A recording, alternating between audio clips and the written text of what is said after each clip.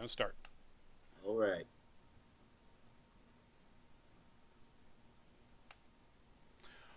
Good evening, ladies and gentlemen, and welcome once again to this week's edition of Nerd News Live. And hey, let me get our images over there so you can see us. Look at that. Awesome. Woo! So I am Rodney Brown. I'm the editor in chief of Nerd Caliber, and we're calling it Nerd Week Live now because Nerd News has actually been taken by a whole bunch of people. We've only been doing that for since we moved to YouTube, so about a year. So I'll catch up. I really will. Joining me tonight is the ever stalwart and wonderfully high speed cable enabled now, Yes. Byron. Introduce yourself. Hi there, guys. Byron D0. Real name, Christian name Byron McNeil. Nice to meet you. I am a contributing writer for Nerd Caliber. I also do game reviews on occasion. I have my own podcast called the Wheat Trash Can Podcast, where we discuss all things anime. And I also stream on Twitch these days. I regulate Tuesday nights after this broadcast for doing an hour to a half an hour stream of Twitch Sings, where you get to hear my velvet tones. And I have to say, this man is a theater geek, amongst other things, so go listen to him. Sarah, welcome to the show. Super Nut Bar. Yes, I'm sorry, Pink Lemonade. Super Nut Bar was second in my list. Galaxy Wolf, welcome. Pink Lemonade, welcome. Kaylee the Gamer, welcome. Luminous, welcome. And we are going to start off with first a warning. And if you've seen the promos, you know that the warning is about the fact that our last topic tonight is going to be the new Spider-Man Far From Home trailer.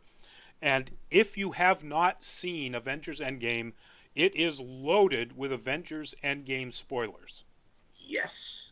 Yes. They tie it in really tightly with stuff that will ruin your experience of Avengers Endgame. So at this point, a couple of points throughout the show, and certainly before we get into the topic, I'm going to give you that spoiler warnings ahead. Last topic, and we'll give you plenty of warning about it. But, oh good, Kayla, you've seen it. Excellent. But just to let everybody else out there know, and a lot of people watch this after it streams live for some reason, so that's cool. But we want to make sure that they understand that once they get down to that last topic, when we start talking about the Far From Home trailer, we ain't going to hide, because you can't, if you talk about this. So, all right, our next bit of news here, or our next bit of promotional stuff, is that event that just popped up on your screen. That's our Facebook event page for our own Cape Cod Cosplay Photo Shoot Week. This will be the third year we've done this in South Wellfleet at the South Fleet Motor Inn. We gather together cosplayers and photographers who want to take advantage of Cape Cod and its beaches and its scenery before the crowds hit, and go out and do all sorts of really amazing photo shoots. If you go to our Cosplay and Photography Expo page, cape.nerdcaliber.com, you can see examples from the various previous years we've done this, and the beaches are gorgeous, the White Cedar Swamp is spooky, the abandoned military housing is scary as hell, the old broken down tower is really cute, really cool. It's so many fantastic locations. So check it out. It doesn't cost anything to come there and have us help you put photo shoots together.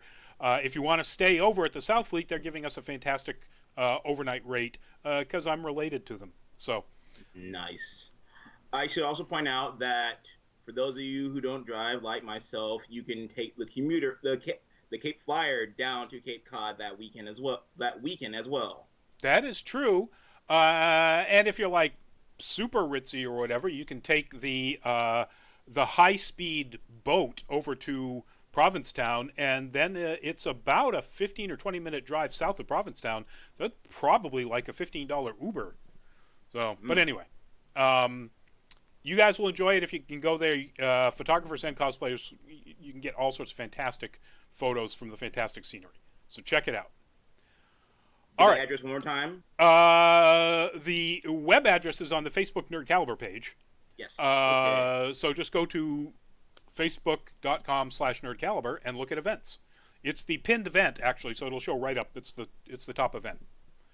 The date actually is kind of important. That starts this weekend and runs through the entire week until the weekend after.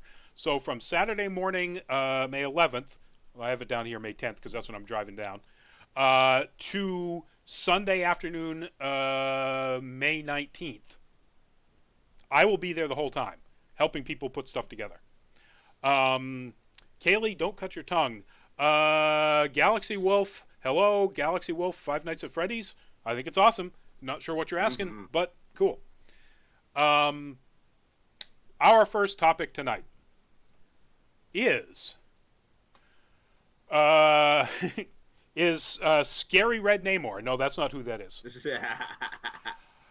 So the news is that Marvel is going to use Hulu, as some of us kind of expected, very much like they did with Netflix in its previous deals.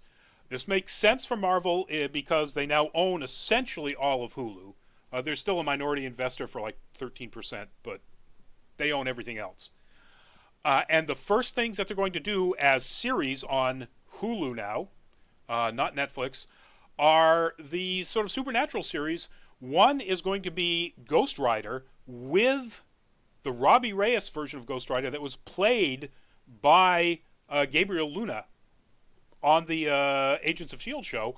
The other one is the first appearance in any sort of live-action anything from Marvel of that guy on your screen right there. That is the son of Satan. He goes by the hero? He's kind of a hero. Name of Hellstorm, but his name as a human is Damon Hellstrom. Yes, I have a passing familiarity with the character myself. I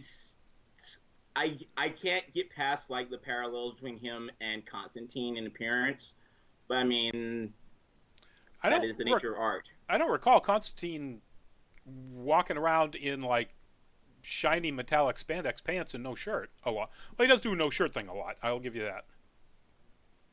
Although I can tell you for sure that Constantine was created. Hellstrom was created long before Constantine. All right. He goes back to the early 1970s, like 71 or 2. Okay.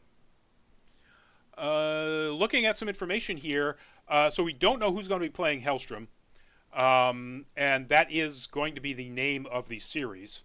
It's Marvel's Ghost Rider and then Marvel Hellstrom. I think that might be a typo. Why would it be Marvel Hellstrom?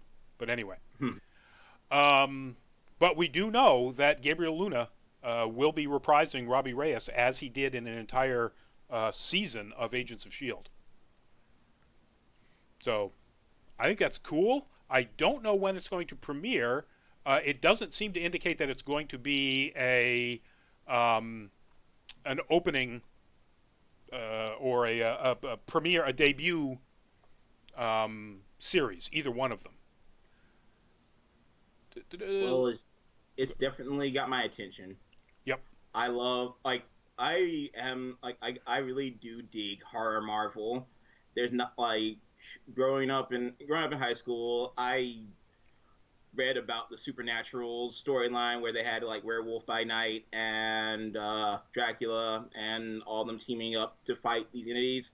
So with these two horror Marvel properties being introduced, it opens like the gateway for so many other awesome storylines. Like I'd love to see like a horror Howling Commando series.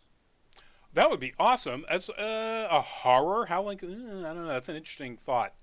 I'd like to see a nice, realistic World War II Howling Commando series, sort of like Band of Brothers, but with the Commandos. So it doesn't say in the article when this is going to premiere. They do make a note that Runaways has been a very successful show for Marvel on Hulu. And you might say it was a runaway hit. Boom! Oh my God! I can't believe you got that up before I did. Oh, I feel bad. But I applaud you for that. But yes. If you haven't seen Runaways, it's the production values, the acting, it's all really solid. It's well done, and I'm hoping they continue that Da, da, da, da, da, da. What? Oh. Um,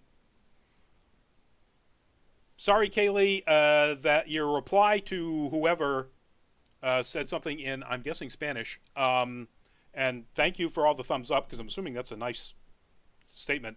Is being held because of, I don't know why. Hmm. But anyway, so that's why it's not showing up if you're looking for your chat, Kaylee. But Kaylee, what in the world? Well, that's what we're talking about. We're talking about comic book properties going on to Hulu. Marvel Comics hitting Hulu, more of them, and Hulu essentially Yes. becoming the Netflix that we all loved, and unfortunately is no longer going to be the place where you're going to find Marvel stuff. Um,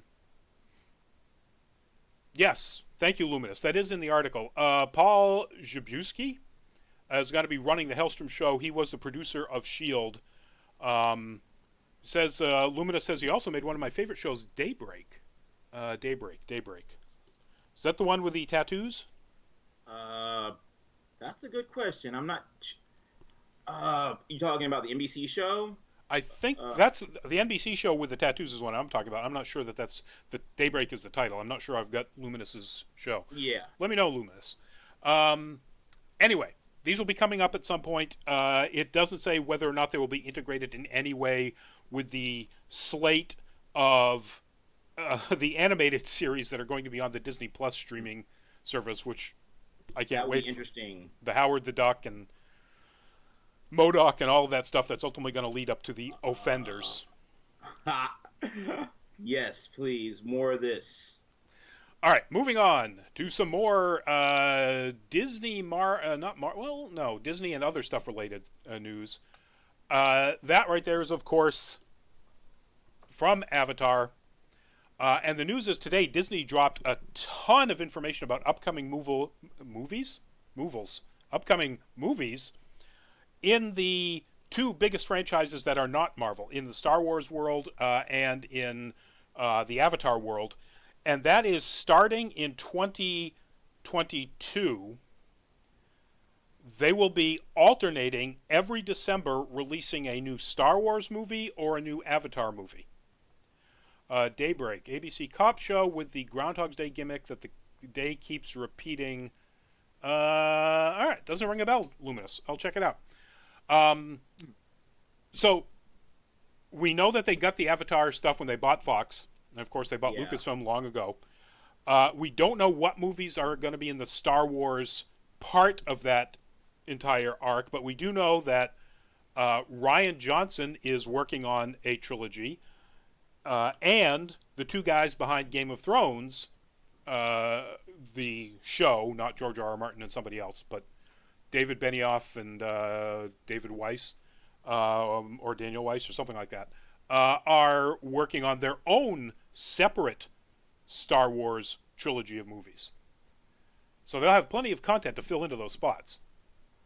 And this is the old Republic storyline they're going to be working on, right? I think that the D&D or the Benioff and Weiss is that. The Ryan Johnson one is something different. I think the Ryan Johnson one is supposed to be more current universe time. Avery, Okay. hello.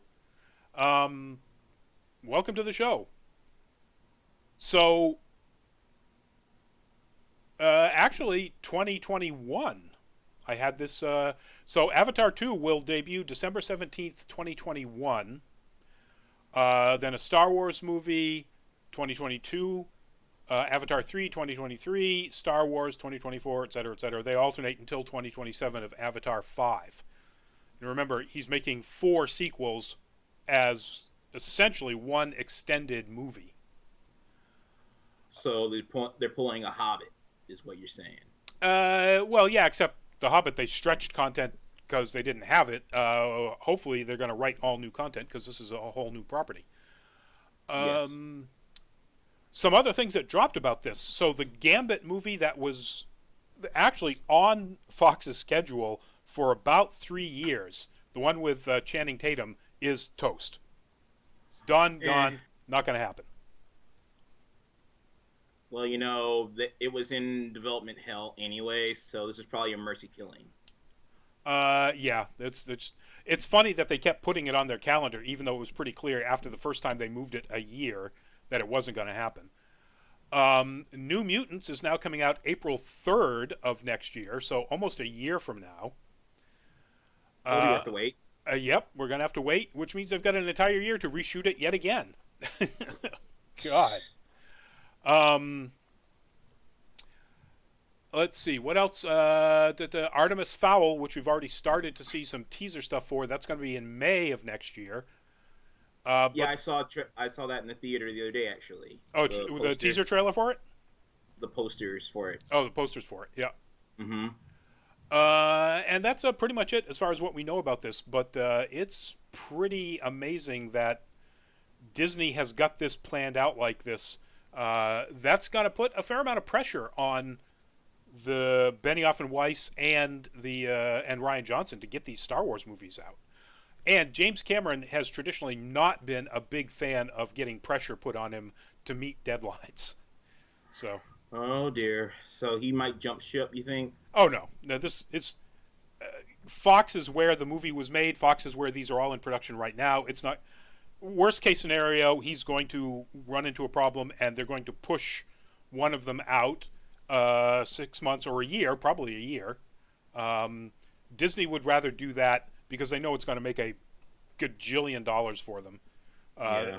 So yeah, even though they've got these scheduled out, if Cameron runs into that he suddenly builds a camera that can film in 4D and he wants to remake all of them in 4D, they're going to let him. Well, He's their golden goose after all. he's definitely one of them. All right, so this next topic is very cool. I initially thought it was a little off topic, but then again, I'm good. So that is actually a screen grab from a short film that was recently made about this topic, which is that Chadwick Boseman is going to be making a large-scale movie in which he plays Yasuke, the very first African. Well, I guess not African American, was he? I'd have to look it up. No. He was African African. Yes, he was African. He was an African slave that Oda Nobunaga put into his court. So the very first black samurai, like legit, real, historical black samurai.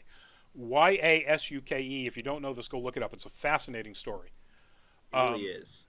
So what do we know about the Boseman stuff yet? All that we really know is that he's in talks to play the character. Okay.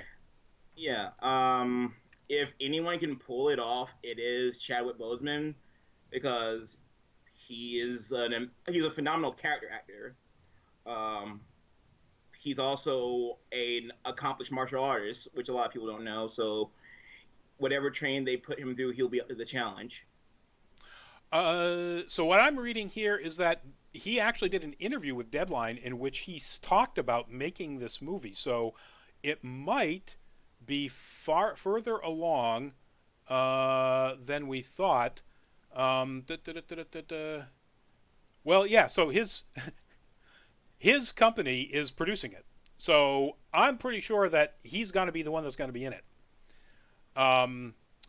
Yes, he is officially, according to Deadline, and this is their exclusive, he's officially aligned himself to play Yasuke. So it is a go. Woo! Woo!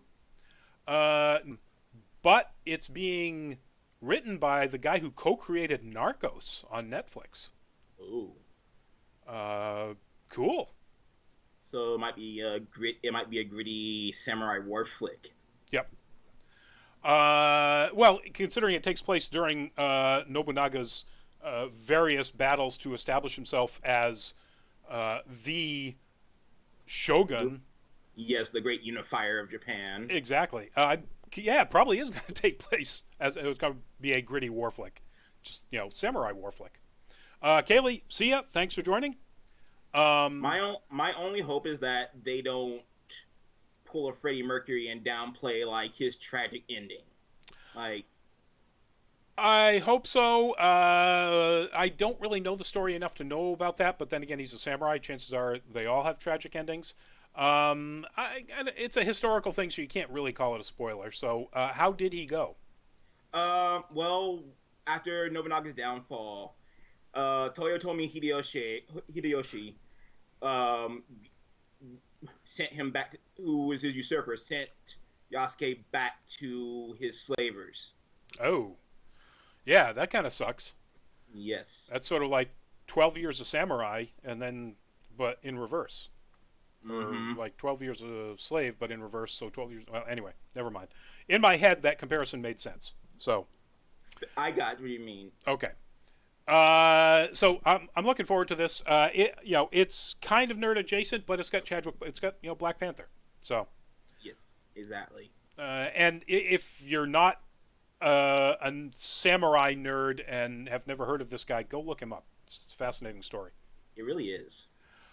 So moving on to more movie news. This blows my mind that it took this long for this property to be optioned for a movie. Saints Row is going to be made into a live action movie. F. Gary Gray, who is apparently writing the Mortal Kombat reboot, is writing it. Really? Oh, I'm sorry, Greg Russo, who wrote the Mortal Kombat reboot. F. Gary Gray is developing it to direct the film. He did, folks, Straight Outta Compton. If you haven't And seen, oh, go ahead. he's also worked with Ice Cube closely on a bunch of other projects. I believe he directed the first Friday movie. Cool. That's not listed in the article I saw, but that I wouldn't be surprised. And if you haven't seen, well, Friday, or I think even more importantly, Straight Outta Compton, I mean, go watch it. It's a marvelously well done movie and a fascinating look at a particular very important cultural moment in U.S. history.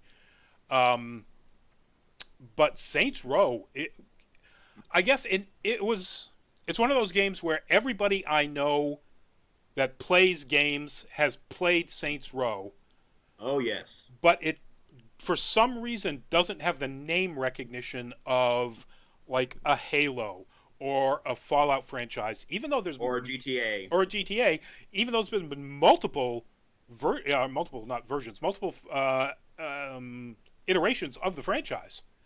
The last one though was Saints Row the Third, correct? No, Saints Row 4 actually. Oh, four. All right, cool. Actually, technically, Agents of Mayhem, if you count that. All right, cool. Which we don't talk about that game.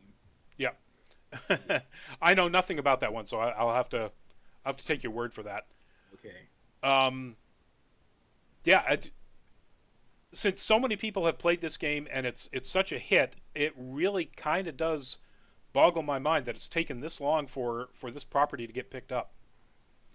But you look at let me show you the artwork again. I mean, you look at the artwork, it's it's urban, it's violent, it's glamorous, it's kind of crazy. That's a lot of crazy. Yeah. And it's one of those where why wouldn't somebody have gone after this?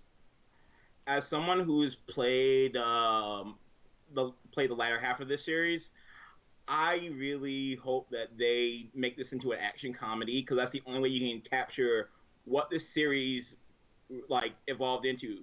It went from a straight like ripoff of GTA to this ridiculous off the wall action adventure game where where one of your primary weapons is a gun that fires dubstep, and your melee and like your most powerful melee weapon is a giant purple dildo. Luminous, do people cosplay Saints Row? Yes, I've taken many photos actually of Saints Row. And does it not have a distinct look other than purple? There are characters that do have a fairly distinct look, but that purple, the fleur-de-lis symbol, black, silver, and purple are kind of predominant hallmarks of any cosplay from Saints Row. Yeah, that's the color of the gang, the Saints. So. Yeah. But yes, I have taken. I don't think I've taken a Saints Row cosplayer photo in a few years, But then again, Byron, do you remember when Saints 4 came out? Uh, it was like one of the last games to come out for the PS3. So, Yeah, so we're talking quite a few years ago. mm-hmm. Um, so it's yeah, yes, there are cosplayers out there, Luminous, and a fair number of them, or there were a fair number of them. I'm hoping that they go for either PG-13 or R rating because PG will not do this game justice. Oh yeah, no, I don't think I would like to see them do it as R because it's the game is hilariously profane and R I want to rated. see the penetrator. I want to see the penetrator in this movie. So R rated content from nerd intellectual property has been shown to be obviously a hit with Deadpool, Deadpool 2, Logan, and so on. So Yes, there's no reason why this couldn't go this way. Um, exactly. Luminous. I just found a photo of a Saints Row cosplayer with a giant purple prop. Probably not one that we want to show.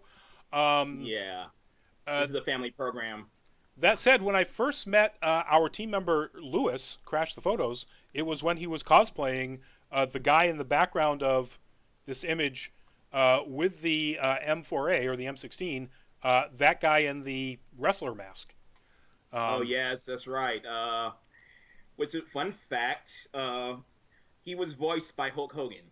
Oh my God! Yes, Yes, I didn't know that. That's awesome. yes, Anyway, so fingers crossed that gets moved into production real fast and it stays R, that it or becomes R.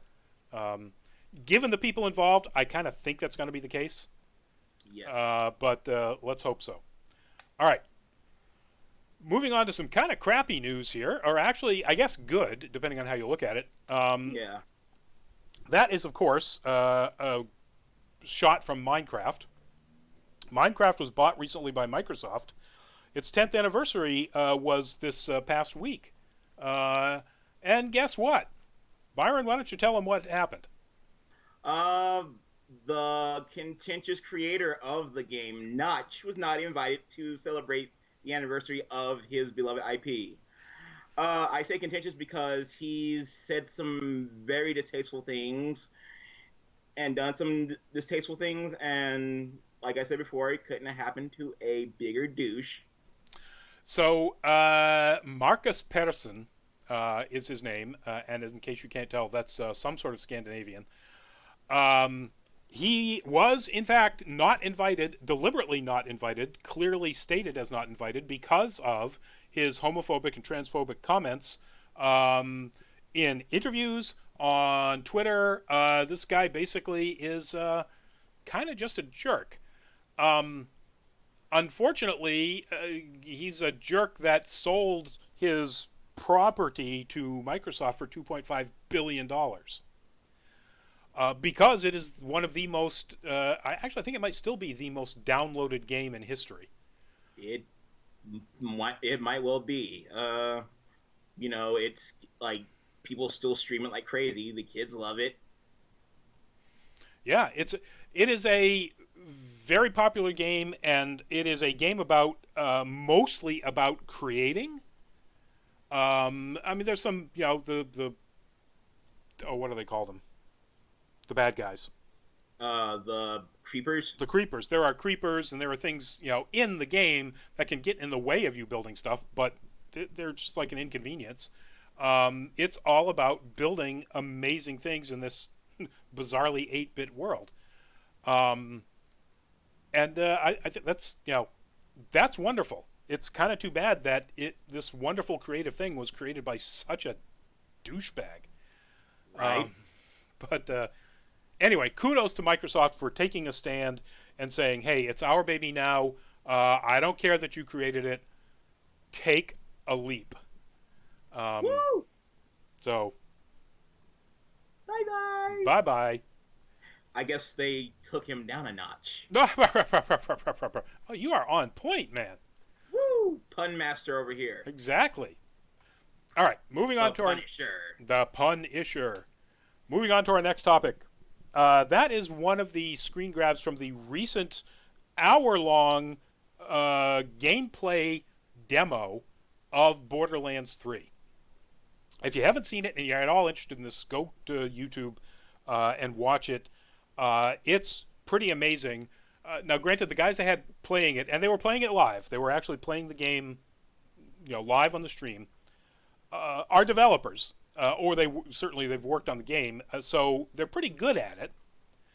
There wasn't much of a chance of it looking like it was going to be a challenge, but it certainly looks like a ton of fun. It really does. The new characters look really interesting. The innovations that they've done, many of them seem to be taken from MMOs. So this is sort of it's not quite a sandbox world. You can't completely explore. You have to follow the path of the game, but still, there are multiple options of places and things you can go within that pathway, and it has things like instance loot. So will there be crafting as well? I don't think there's going to be crafting. So the only things that they've picked up that I could tell that really are MMO-esque are instant loot, which means that instead of a first come, first served, if you're in a group when the loot shows up, the loot is available to anybody in the group, and only to the people in the group, if you're in a persistent world. And there was something in particular about, the idea of being able to now adjust the level so that it's appropriate for each player in a co-op. So, cool. Yeah, so if you are a level 2 and your buddy is a level 10 and you are co-oping in the same space, you're going to be fighting level 2 stuff and your buddy is going to be fighting the equivalent of level 10 stuff. So I really like that. I really like that idea. It's a really good idea. It's yet another way of helping advance characters without necessarily doing the mentor system where the higher level character would drop down to your level and then you all proceed. This gives him the same level, or her, the same level of gameplay enjoyment that they have attained by reaching a level 10 or whatever. And it balances it. Exactly. So those were the two big takeaways I took out of it, aside from things like, guns with legs. So that's so cool. Oh my god. The skills are just the ones they showed were fantastic. The skill tree actually is another more MMO sort of thing where you don't just have skills that you unlock. You can now sort of specialize within 3 different branches of a skill tree. So you can be playing exactly the same character as the person next to you, but you could look completely different because of customization, and your skill sets could be not completely different, but wildly varied. And that's a cool thing. That sounds phenomenal. I'm totally on board for it. Yep. Yeah, it looks good. I can't wait for this to come out. I think September. In September, correct. Yes. I think I'd jump all over this sucker. And I don't often buy full price, full retail games. I'm a cheap old Yankee from Maine. Originally, not in Maine now, but and I wait for those Humble Bundle deals. But this looks really awesome. All right, folks. Time for that warning. Yep. Last chance to get off this boat. Exactly. We are going to be talking about the Far From Home trailer, Spider-Man Far From Home. The Spider-Man Far From Home trailer has incredible spoilers for Avengers Endgame. We have to talk about those spoilers to discuss some of the very important things that are revealed, not only for Far From Home, but for upcoming Marvel movies going forward in this trailer. Absolutely. So if you haven't seen Avengers Endgame, spoiler warning, big alarms. Last chance, guys. Last chance. When this photo goes up of Spider-Man meeting Mysterio, it starts. So you're warned. People who are going to be watching this afterwards, you're warned. And the photo is up. All right. So where do we begin? So I think the first thing to talk about is we don't necessarily need to talk about the big spoiler, although we probably will. The first thing to talk about is the multiverse stuff. That's not a huge spoiler out of Endgame if you see the trailers and you know that obviously or you can gather that some sort of time travel is going to be involved. Yes. I guess you don't necessarily know that they've gone with a multiverse path, but realistically, that's the only possible explanation that science has been able to come up with as to how time travel could work, is that there are, infinite branching timelines. Yes. Because and in Endgame, one thing the way they use the time travel dynamic is they go for the time paradox type storyline instead of the butterfly effect. They say, Go ahead. it doesn't. Yeah. And this is going to be me pretending to be a quantum physicist, which I know nothing about. But basically, the way it was done in Endgame was the Avengers were singularity points, so the timeline that they're from is completely unaffected by the changes that they make. So that's actually not. That's not the way they describe it. That's not the way Joe Russo talked about it. Really? Okay. So every time a major event is altered in the past, at least major, they don't get into the fact that literally every time any event, well, every possible alternate timeline that ever happens at any instance of time always happens all the time. That's the only way this could possibly work. But for a science fiction movie or a superhero movie, what they say is that the timelines branch whenever there's any kind of a reasonably major change in the past. Yes. So it creates a new timeline. So it creates a new timeline. And those timelines continue to exist. One of the things that they have said is that, and so again, spoilers, folks, they have to go back in the past to get the Infinity Stones before Thanos actually gathers them. And so what they do is they go in the past and they take them out, but one of them is, of course, the Time Stone, and it's on the Ancient One, because this is before Doctor Strange. Yes. And the Ancient One mentions that when you take something like that out of the timeline, the branch that the Ancient One stays in is ruined. The thing that will possibly be used to defeat all kinds of evil, she doesn't mention Dormammu because she doesn't know that's happening, but all kinds of possible evil is gone from their universe. So she says you have to bring it back for our universe to continue along the timeline that it might have been. And that's a pretty close approximation. There's still going to be infinite branches off of that point, but yes. Again, they don't. Timey-wimey stuff. Exactly. So there's been a lot of speculation about how did, and again, huge spoiler,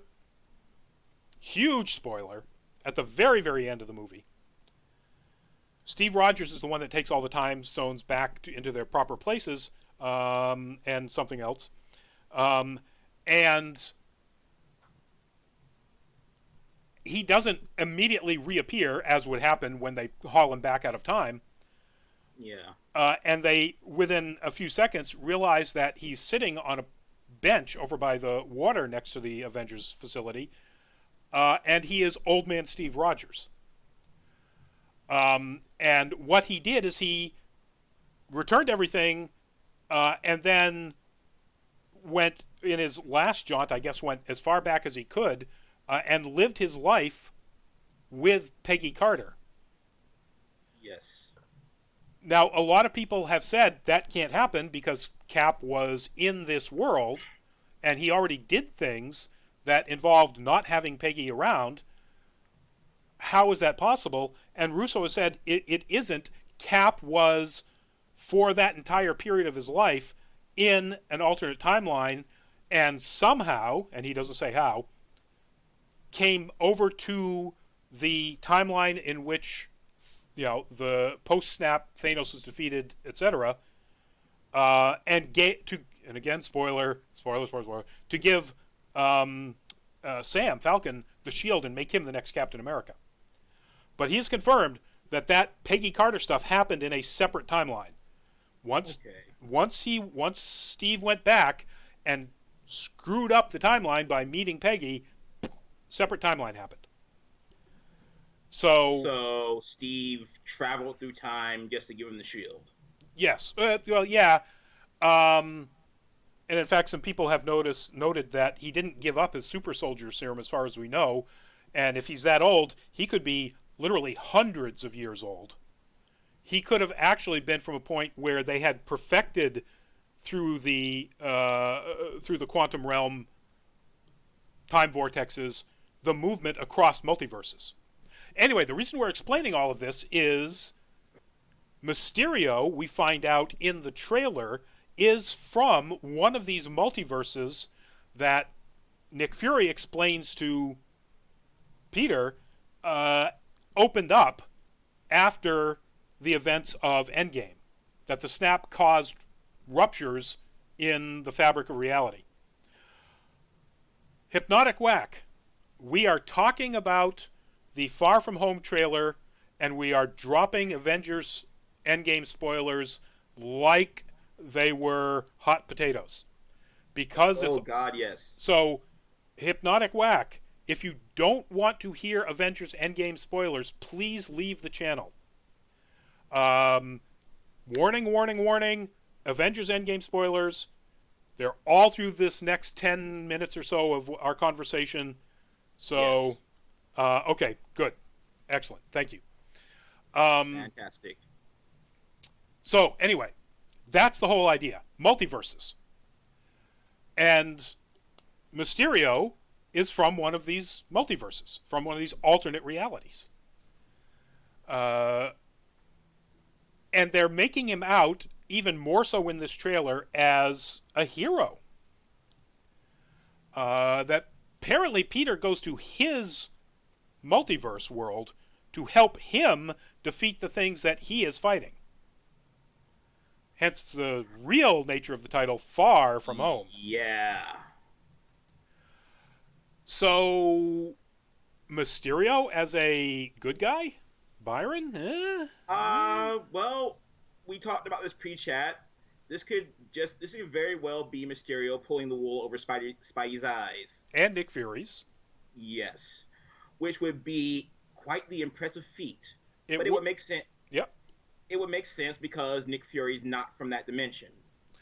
It would also make sense because that's what Mysterio does. He Yes. is an illusionist in the comics, more than he is the creator of any sort of that smoke doesn't allow him to shoot energy necessarily. He's mostly an illusionist, an amazing I one remember. with incredible technical abilities and so on, but still. I remember in the '90s animated series, he pulled a similar stunt. Like Mysterio pretended to be a hero and tried to make Spidey look bad because by doing his job better than him. And that may be the case. There's also one great line in the new trailer where Nick Fury says somebody needs to be no, actually Peter says somebody needs to be the next Iron Man. Yes. And then immediately afterwards, Nick says something to Peter about stepping up to the plate. But I don't think those two statements are connected. I think they're completely separate. I think Peter is thinking that Mysterio, or Mr. Beck, I think is his name, Quentin Beck. Quentin Beck, is going to be that replacement technological genius father figure. Again, huge spoiler alerts because Yeah. Tony dies at the end of Endgame. Yep. Yep. And that is right at the very first second of the Far From Home trailer, is the impact of that on Peter and other people who knew Tony. So, Which yeah. yeah, which in the trailers you see John Favreau, who is reprising the role of Happy Hogan, talking about that impact. And it's huge. There's no question about it. It's huge on everybody in the world. Um, so some things about, in addition to being at points an incredible downer of a film, where everybody's basically bumming out. Um, we do get to see the fact that at the beginning, Peter fights a bunch of criminals in a bank or something, um, and in the Iron Spider suit and using it wonderfully. Yes. But apparently, he leaves it um, when he goes on his vacation Yes. because he takes the older suit.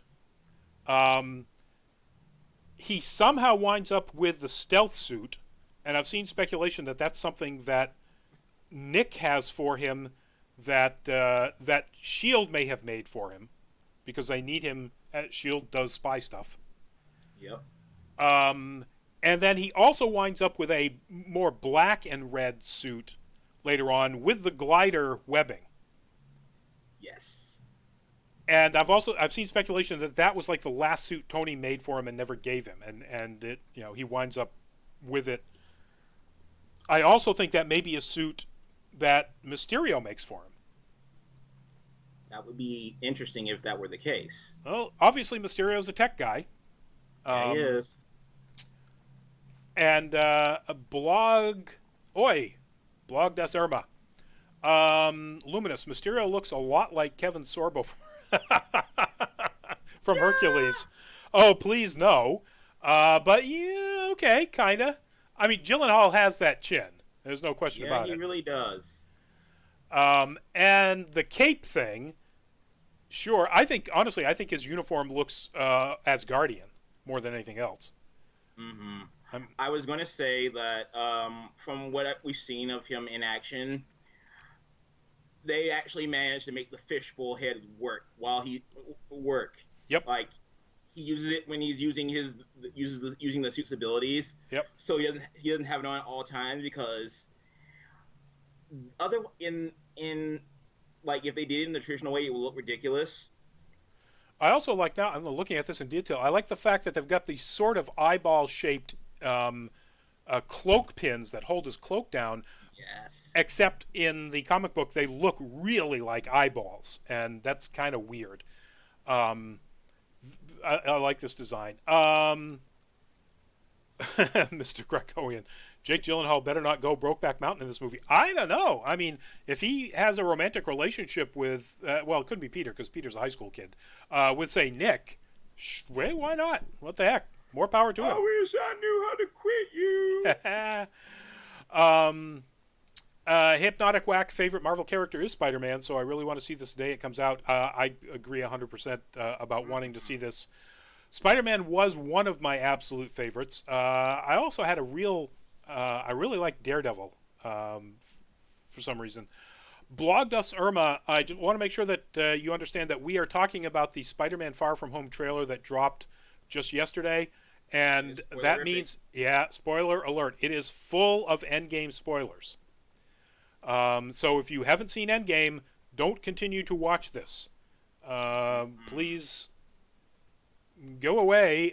Warning, spoiler alert. So other things that came out from this trailer about the MCU and its future. We don't know for sure that the multiverse is the way that they're going to be introducing things like the X-Men, Fantastic Four, and so on, but I wouldn't doubt it. It gives them an automatic in. It also gives them a way to introduce villains that they haven't yet used, some that could come from this other universe. Let's say they introduce the Fantastic Four and they decide that they're going to use Galactus. And Galactus goes, oh, look, an entire universe where I haven't sucked up planets yet. Or Marvel Zombies, as Luminous points out. Yes. That'd be awesome. I don't know. Maybe as a standalone film. That could be. I kind of think the zombie thing is played out. I think that, you know what? They might do it as a segment, like a particular fighting arc or something in some movie. But I don't think that's going to be like its own standalone film or an ongoing part of the world. Um, Captain Marvel looked like Susie Orman in Endgame with that haircut. I've always liked the short haircut. I like all of her haircuts, frankly. I think Mm. that Captain Marvel in almost every iteration they've drawn her is fantastic. Um, I really like that short haircut. I don't know that Captain Marvel has the same kind of excellent financial advice that Susie Orman does, but hey, could happen. I don't know if this is just on my end or if other people are seeing us buffering, but we'll have to see. Um, my video is buffering, but my feed doesn't appear to be. All right, so it must be just my playback video. Anyway, Byron, final thoughts on the Far From Home trailer. I'm excited for this. I'm excited to see Mysterio's eventual heel turn. I'm excited to see just to see like where else they go with this franchise. It it's going to be great regardless because I enjoyed Homecoming. It's gonna be a good time. That's all I gotta say. Yeah. Da, da, da, da, da, da. So, Hypnotic Whack, everything in this is spoilers basically. Well, kind of. When did Tony make an Infinity Gauntlet in his suit? So, that's in Endgame, and it doesn't apply to this trailer, so I don't necessarily want to talk about it. There are spoilers and there are spoilers. Um, that isn't addressed and doesn't have any impact other than the fact that it happened on this trailer, so we're not going to necessarily talk about it. Um, but anyway, I'm also very much looking forward to this. I really can't wait for it. Um, I'd really like to see them somehow keep Gyllenhaal involved in the franchise or in the MCU in some fashion. I don't want to see Mysterio actually be a hero. He's a villain. Yes. And I like the fact. Now, he can be a complicated villain, and he can certainly be a villain who has a change of heart. There are plenty of those in the MCU, or in the Marvel Comics universe, not in the MCU yet. Um, Mr. Krakowian's push to get Squirrel Girl for the next Marvel movie. I don't know. She can beat Galactus. That might be a little OP. Yes. Oh, indeed. I want this to be a lead into a Sinister Six movie. So there is an implication that might be going to happen because you've got the Vulture at the end of Homecoming runs into essentially the Scorpion. Yeah, Matt Cargan. Matt Cargan, the Scorpion. We now have Mysterio. Uh, you know, we have if he's still around, the Shocker.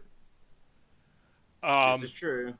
So we only got a couple more to add to this to make the Sinister Six, or at least one iteration of it. If they don't have Otto Octavius in it, I will be sorely disappointed. Yeah, that's a tough nut to crack. I mean, he's such a big character. They would have to give him his own movie, and they'd have to figure out how to make it not look like they were doing Spider-Man 2. Yeah, I mean, because he is the he is the founding member of the Sinister Six. True, but there are founding members of the Avengers that weren't in the Avengers. So This is true. Yeah, he definitely deserves his own movie. yeah. Anyway, so folks, we actually went longer than I thought, but then again, there was a lot of really interesting, cool stuff to talk about. Thank you all for hanging in there. I do not have. We'll go back here. So now we're no longer talking about that spoilery stuff. I do not have a could we please or could we not. Do you have one? Uh, just be cool to each other, especially in the fandom. We're we're all like one big nerdy family. We don't need to be doing things like gatekeeping. We don't need to be we don't need to be misogynistic. We don't need to be any of that stuff. Just love the stuff you love and respect people who don't like what you like or vice versa. That is And absolutely true. I agree 100%. Mr. Krakowian ended on a dig, but haha, He says, Ah, man, your room is messy. Haha. yeah, it Byron is. just moved into a new place. Yes, in your face. So, um, yes, we are ending it now. We thank you all for joining. I'm Rodney Brown, editor in chief of Nerd Caliber, first person shooter as a photographer on Facebook. Byron D0, Weeb Trash Can Podcast, and hang around in a little bit if you want on Twitch TV /Byron D0 to listen to that man sing. Woohoo! And we'll see you all next week. I will be broadcasting from my laptop on Cape Cod. So we'll see you then. Bye bye. All right. Bye.